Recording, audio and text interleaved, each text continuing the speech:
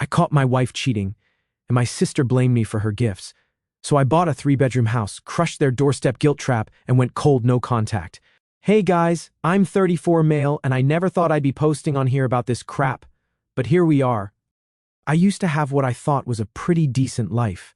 A decent job as a mechanic at a local garage, a rented house in an okay neighborhood, and a wife, I'll call her Jessica, that I'd been with since college. Nothing fancy, but it was stable, you know. I worked hard, paid the bills on time, and thought I was building something that would last. Jessica and I weren't perfect, but whose relationship is? We had our routines, our inside jokes, our plans for the future.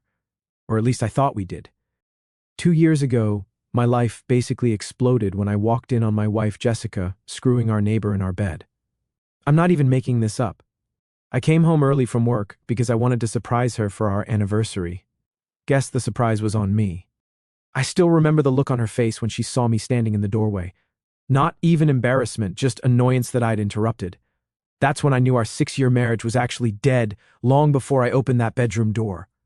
The next few weeks were a blur of arguments, fake apologies, and me sleeping on my buddy Mike's couch while trying not to completely lose my mind. Jessica kept saying it was just a mistake and how we could work through this. But then I found text going back months. This wasn't a one-time thing. She'd been cheating pretty much our entire marriage. The divorce was nasty as hell. She tried to take everything, including the car I bought before we even met. Her lawyer was this shark in a suit who kept looking at me like I was dirt. Meanwhile, I could barely afford my lawyer, who honestly seemed more interested in his lunch break than my case. But the worst betrayal wasn't even from Jessica. It was from my sister, Amber, 29, female. We'd always been close, or so I thought. She's a single mom with 2 kids. I'd always helped her out when times were tough. Bought school supplies for my niece and nephew, fixed her car countless times, even paid her rent twice when she was between jobs. And how did she repay me? By completely siding with Jessica. Not because she thought I deserved to be cheated on, but because Jessica was buying her stuff, new clothes, taking her out to fancy restaurants, even babysitting so Amber could go on dates. And the cherry on top, Jessica promised to hook her up with this supposed rich friend of the guy she was cheating with. Amber was literally trading her loyalty for the chance at a sugar daddy. You probably drove her to cheat anyway, Amber told me over the phone when I called her, hurt that she was still hanging out with Jessica. Men never understand what women need. That was the moment I realized I was truly on my own. I hung up, blocked her number, and made a decision right then I was going to rebuild my life if it killed me. So I packed up the few things Jessica's lawyer let me keep and found the cheapest apartment I could. It was basically a shoebox with a bathroom attached, the kind of place where you can cook dinner, watch TV, and use the toilet without getting up from your bed. Yeah, that small. I remember sitting on that lumpy mattress the first night, wondering how the hell my life had collapsed so fast. Like 6 months before, I was married, had a decent place to live, thought my sister had my back, and was actually pretty happy. Now, I was in a crappy apartment that smelled like the previous tenant's cats. My wife was screwing half the neighborhood, and my sister was Team Jessica all the way. The worst part was seeing their Instagram posts. Jessica and Amber were suddenly best friends, posting selfies at restaurants I could never afford to take Jessica to, with these long captions about living your best life and toxic people, meaning me, obviously. One time they even posted from a weekend trip to the beach that Jessica and I had always talked about taking, but never had the money for. Guess she found the money once I wasn't in the picture. My parents weren't much help either. They kept telling me to try to work things out with Jessica because marriage is about compromise. When I told them about catching her literally in bed with another dude, my mom said, "Well, relationships are complicated, honey." Yeah, no kidding, Mom. I think that's what hurt the most. Everyone acting like I was overreacting by being upset that my wife was cheating. Like I was the unreasonable one for not wanting to stay with someone who had been lying to my face for years. The breaking point came when I ran into Amber at the grocery store about a month after moving into my shoebox apartment.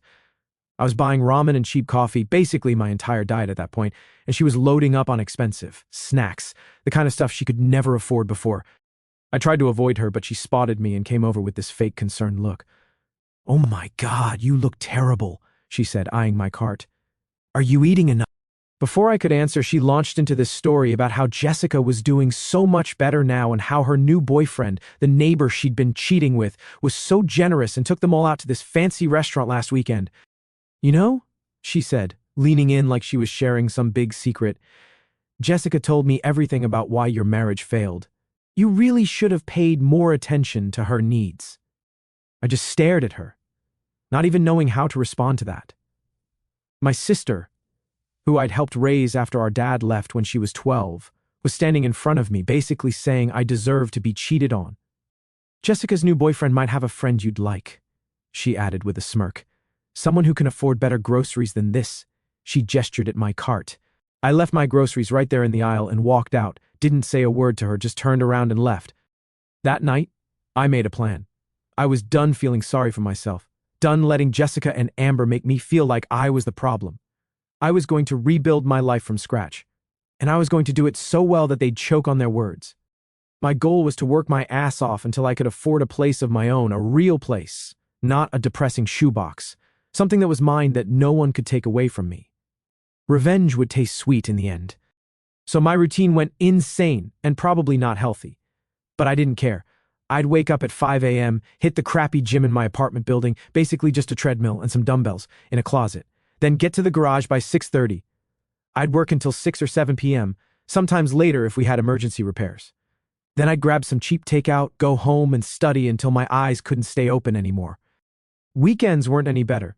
I picked up side jobs fixing cars for cash, changed oil, replaced brake pads, swapped out alternators, basic stuff I could do in parking lots with minimal tools. It wasn't exactly legal, but it paid, and I needed every dollar. The manager, I'll call him Rick, started giving me more responsibilities at the shop.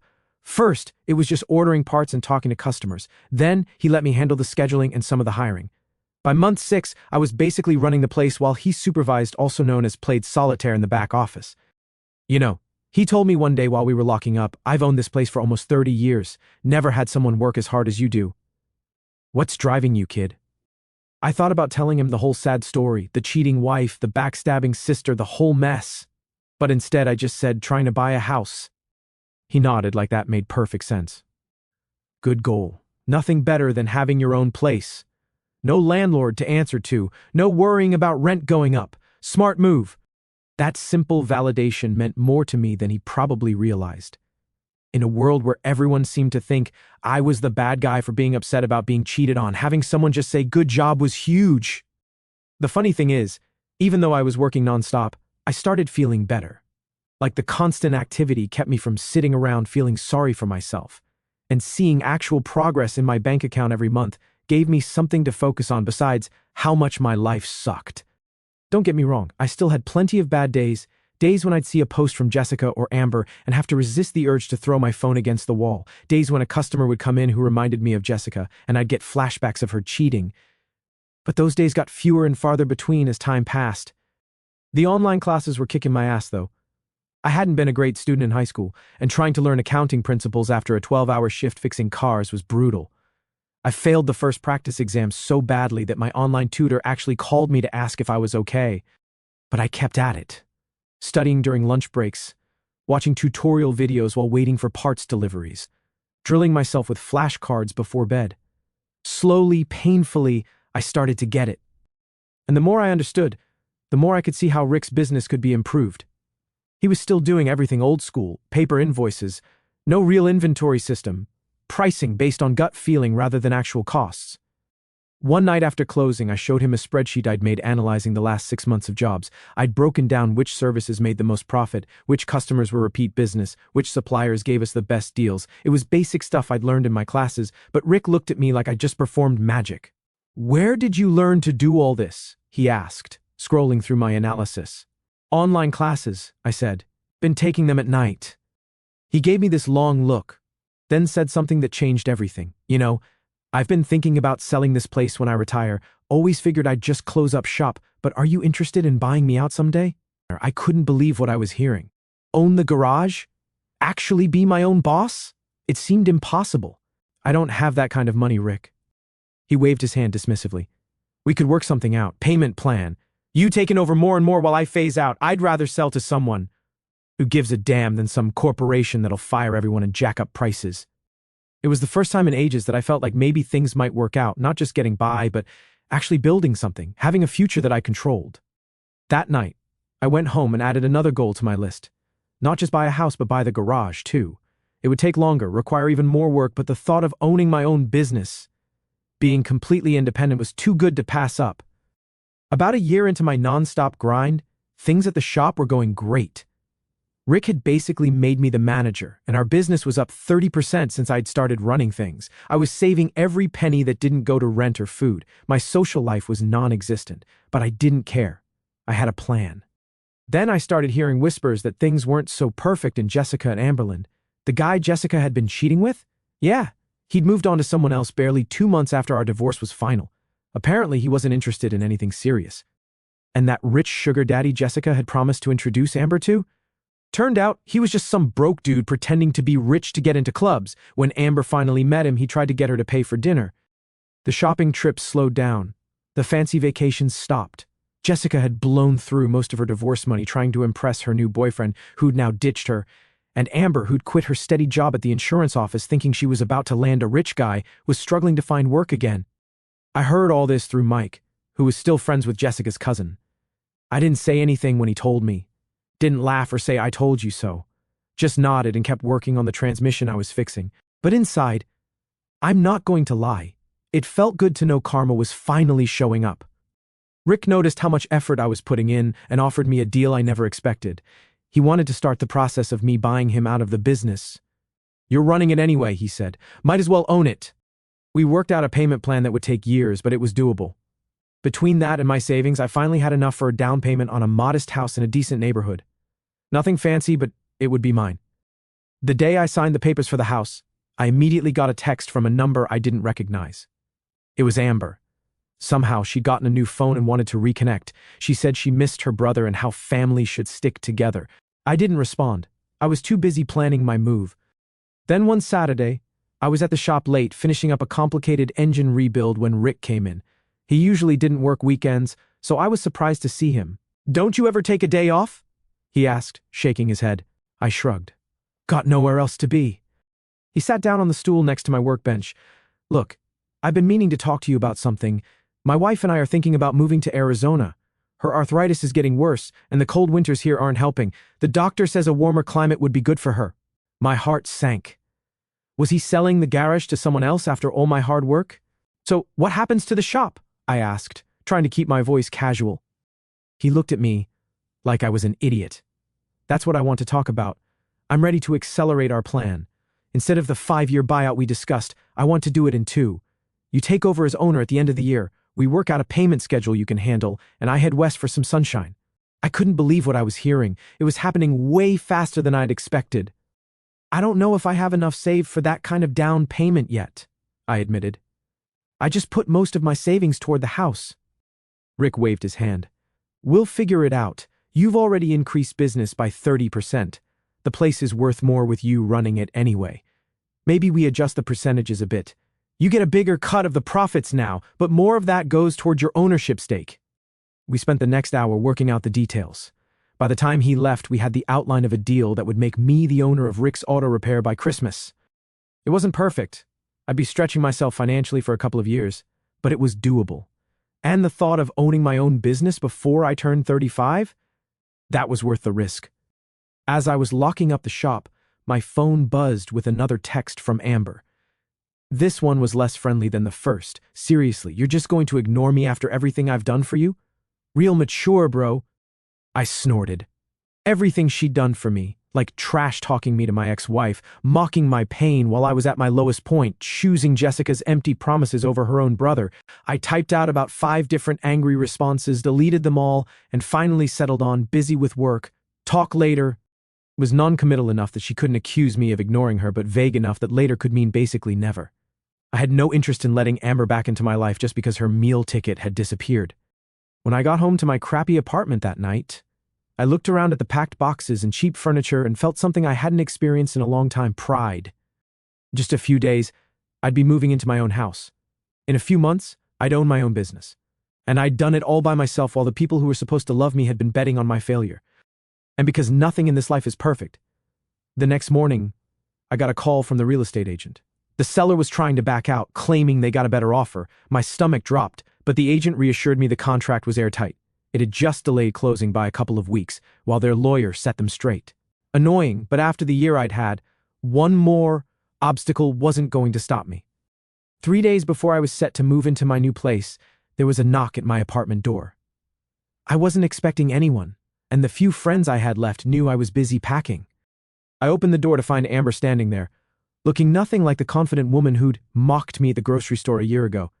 Her hair was a mess, her clothes were wrinkled, and she had this desperate look on her face that I recognized. It was the same look she used to have before asking me for money. "Hey, stranger," she said, trying to sound casual. "Can I come in?" I didn't move from the doorway. "What do you want, Amber?" She forced a laugh.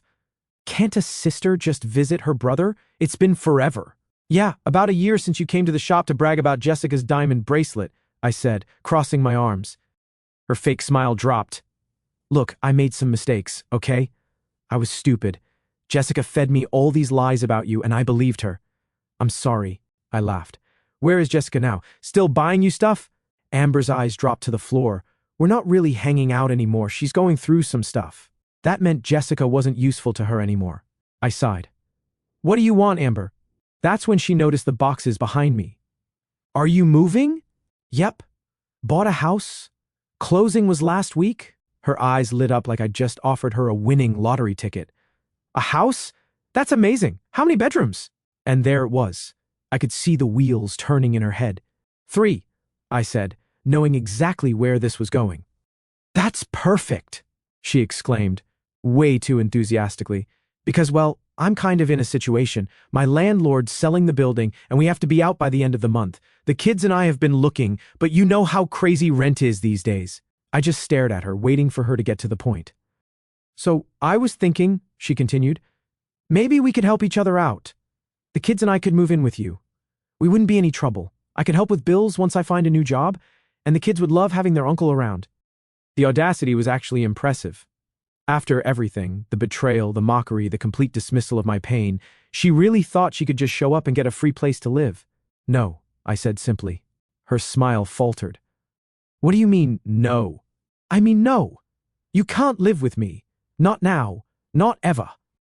She switched tactics immediately, her eyes welling up with tears. "But the kids, they have nowhere to go. We might end up in a shelter. Is that what you want? Your own niece and nephew homeless because you're too selfish to help?" That's when I lost it. Not by yelling or slamming the door, but by laughing. I couldn't help it. The sheer manipulation was so transparent. "Where were you when Jessica was screwing around behind my back?" I asked. "Where were you when I was sleeping on Mike's couch? When I lost my house, my savings, my marriage? Oh, right, you were shopping with the woman who destroyed my life, laughing about what a loser I was." Her face went pale. "That's not... I didn't mean..." I started to close the door, but she stuck her foot in the way. "Please," she begged, real desperation in her voice now. "I have nowhere else to go. Mom and Dad won't help. Jessica's ghosting me, and my friends, they can't take us in." "That sounds like a you problem," I said, echoing the exact words she'd said to me when I told her Jessica had taken most of our joint account before I could freeze it. I moved her foot and closed the door. For about 5 minutes, she stood out there knocking and calling my name. I ignored her completely, going back to packing boxes like she wasn't even there. Eventually, she gave up and left. I thought that would be the end of it. I should have known better.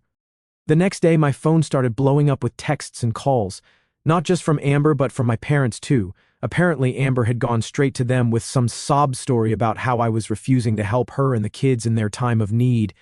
My mom's voicemail was classic guilt trip material. "I raised you better than this. Family helps family. I can't believe you would let your sister and those poor children suffer when you have a whole house to yourself. Never mind that my parents had barely reached out during my divorce. Never mind that they'd suggested I try to work things out with Jessica even after I told them about the cheating. Never mind that they'd done absolutely nothing to help me when I was the one in crisis." My dad's message was worse, son. "I'm disappointed in you. A man takes care of his family. Your sister needs help, and you're in a position to provide it. That's your responsibility as her brother." I hadn't heard from my dad in months, and this was what finally got him to call, telling me I wasn't being man enough because I wouldn't let my backstabbing sister move into the house I'd worked my ass off to buy. I didn't respond to any of them. Instead, I focused on finishing my packing and coordinating with the moving company. I had taken the day off from the garage specifically to get everything ready for the move, and I wasn't going to waste it dealing with family drama. Then came the text that really set me off. It was from Jessica. Yeah, my ex-wife. the woman who cheated on me for most of our marriage, thought she had the right to weigh in. I know we're not on the best terms, but I'm really worried about Amber and the kids. She says you bought a house with plenty of room but won't help them. That doesn't sound like the man I married. Please reconsider. The hypocrisy was so stunning I had to read it twice. I finally broke my silence with a single reply. The man you married no longer exists. You killed him. Do not contact me again. Then I blocked her number. By that evening, the messages from my family had taken on a more threatening tone. My mom was now saying she was going to have to get involved if I didn't do the right thing. My dad mentioned something about coming over to talk some sense into me. Amber had switched from begging to angry accusations about how I was showing my true colors and always was the selfish one. I didn't care anymore. Let them come, let them threaten. I was done being the family doormat.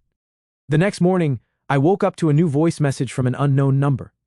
It was Jessica's mother, my former mother-in-law, telling me she was very disappointed in how I was treating Amber and that she had raised Jessica to believe family comes first. I nearly choked on my coffee. Yeah, Jessica really put family first when she was screwing the neighbor.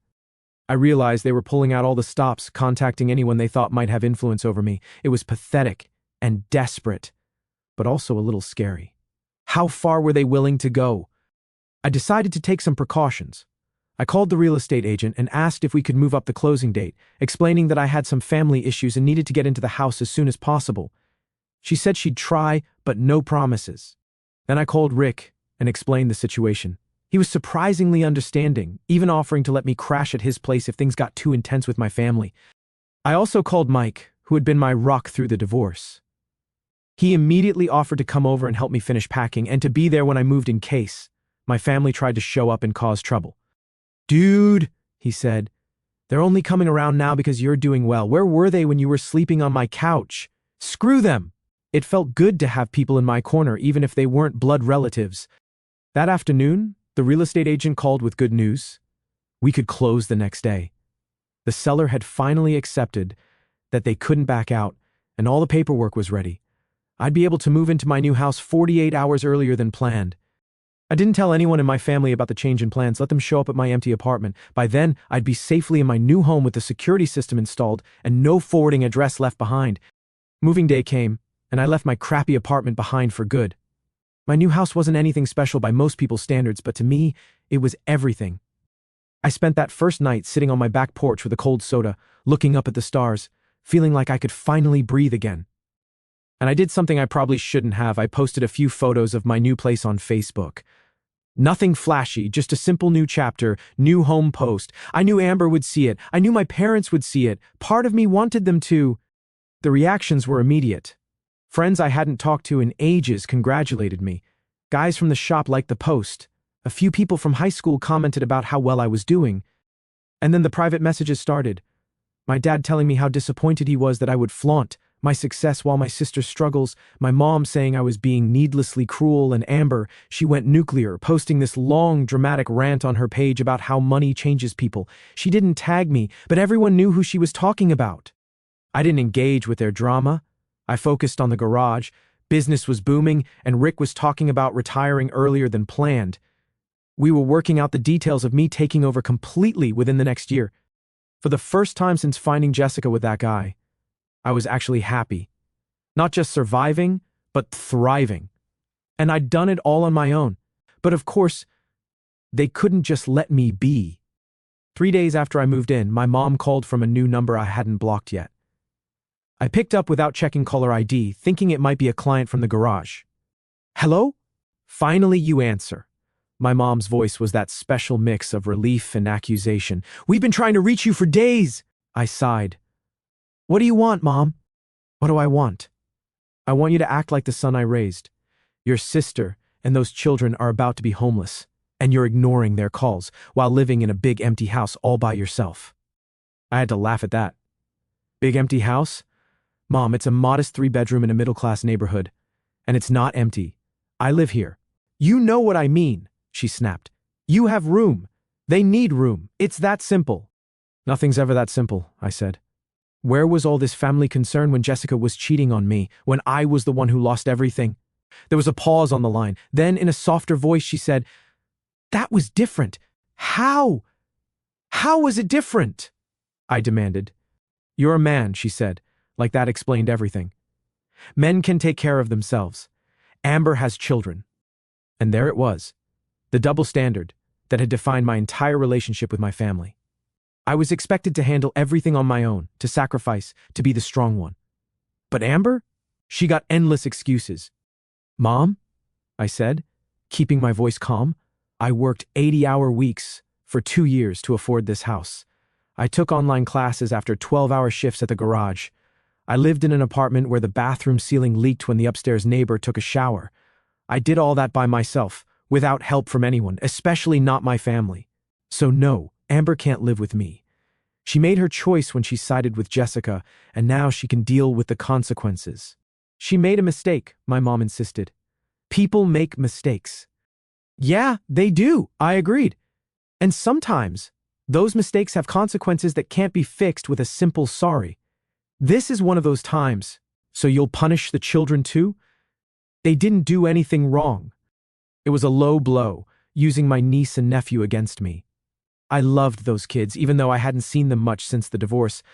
But I knew what would happen if I let Amber move in. She'd never leave, and eventually I'd end up supporting all 3 of them while she went back to her old ways. The kids have grandparents with a 4-bedroom house, I pointed out. Why aren't they moving in with you and Dad? Another telling pause. Your father and I are too old to have children running around. We need our peace and quiet. They wanted to use my house as a dumping ground for Amber's problems so they wouldn't have to deal with them. Well, I need my peace and quiet too, I said. After the past 2 years, I've earned it. This isn't over, my mom warned before hanging up. She was right about that. At least it wasn't over, not by a long shot. The next day, I came home from work to find Amber's car parked in my driveway. She was sitting on my front porch with her kids, surrounded by suitcases and garbage bags full of clothes. What the hell is this? I asked as I got out of my truck. We got evicted, she said, loud enough for the neighbors to hear. We have nowhere else to go. The kids looked confused and tired. I felt bad for them. But this level of manipulation, she said defiantly, so you thought you'd just show up at my house with all your stuff without even asking? You wouldn't let your own niece and nephew be homeless? She was trying to back me into a corner using the kids as shields. It was a dirty move, but exactly what I'd expect from her. Get in your car and leave, I said firmly. Now or what? She challenged. You'll call the cops on your own sister with her kids right here? I took a deep breath. Amber, this isn't going to work. I'm not letting you guilt me into this. Take the kids to Mom and Dad's. They won't take us, she admitted. They said they're too old for kids. Then call Jessica, I suggested. You two were best friends, remember? Shopping buddies. She can put you up. Amber's face darkened. Jessica, we're not really talking anymore. Shocking, I muttered. Look, I feel for the kids. I really do. But you can't stay here. You're a real piece of work, Amber spat, acting all high and mighty because you've got a house now. Newsflash, you're still the same loser Jessica cheated on. No wonder she couldn't stay faithful. Who would want to be with someone so selfish and cold? And just like that, any guilt I might have felt vanished. That was the real Amber, the one who had mocked my pain, who had chosen Jessica over her own brother, who was now trying to manipulate me using her children. Get off my property, I said coldly, now, or I really will call the cops. She must have seen something in my face that told her I meant it because she started gathering up her bags. Come on, kids, she said loudly. Your uncle doesn't want us. We'll figure something out on our own like we always do. A week after Amber's little stunt on my porch, I thought things would finally settle down. I had my house, my business, my peace, but people like her and Jessica don't go down without one last desperate attempt. I knew better, so I took precautions. The morning after Amber's stunt, I went straight to the county clerk's office and filed for a no trespassing order against her. The process was easier than I expected. Turns out when someone shows up with bags and kids trying to force their way into your home, that's actual grounds for concern. The police officer I spoke to said I had enough evidence to enforce it immediately. She also suggested installing cameras in case Amber tried anything again. So that's exactly what I did. By noon, I had security cameras covering every inch of my property with motion alerts sent straight to my phone. Let Amber try another sob story ambush. I'd have the cops at my doorstep before she could get comfortable. But then Jessica showed up out of nowhere. It was late, close to midnight, and I was just getting home from the garage. My porch light caught the figure sitting on my front steps, arms wrapped around herself. It took me a second, but when she looked up, I recognized her, Jessica. She looked terrible. Nothing like the put-together woman who used to flaunt new jewelry on Instagram while mocking me behind my back. Her hair was a mess, she had bags under her eyes, and she looked smaller somehow, like life had finally knocked her down a few pegs. "Matt," she said, her voice weak. I didn't know where else to go. I laughed at the sheer audacity. "Not my problem," I said, stepping around her to unlock my door. "Please," she said, standing quickly. "Just talk to me." I sighed. "Talk about what, Jessica? How you cheated on me for years, how you ran through the divorce money and got dumped, or maybe how you encouraged my sister to turn against me. Pick one." She flinched, but I didn't feel bad, not even a little. "I made mistakes," she whispered, swallowing hard.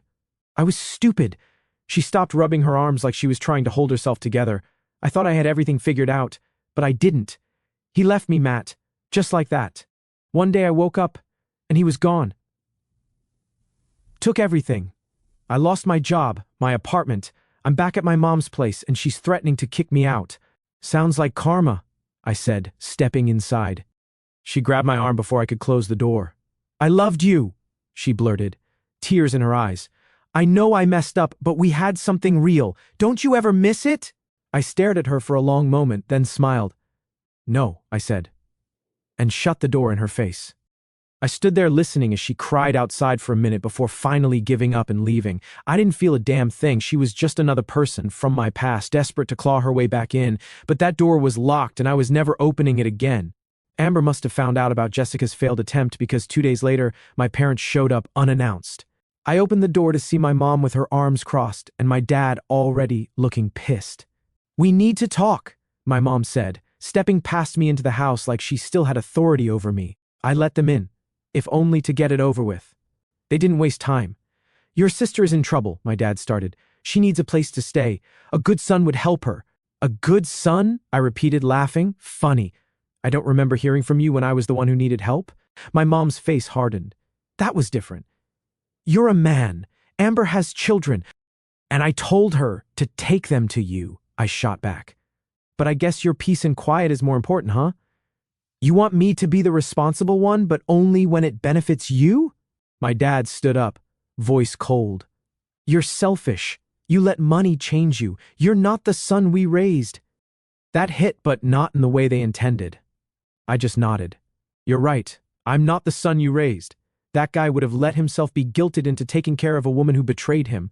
That guy would have kept giving to people who never gave back. That guy would have let his family walk all over him." I looked them both in the eye. "But that guy's gone, and you should probably leave." My mom huffed, grabbing her purse. "You'll regret this." "Doubt it," I said, holding the door open. They left without another word. I closed the door behind them, locked it, and stood there for a second, taking it all in. I wasn't their son anymore. Good. I didn't need to be. I had a house, a business, a future. I built it all from scratch. And as I stood in my own home with nobody left to drag me down, I realized something. I'd never been freer in my entire life.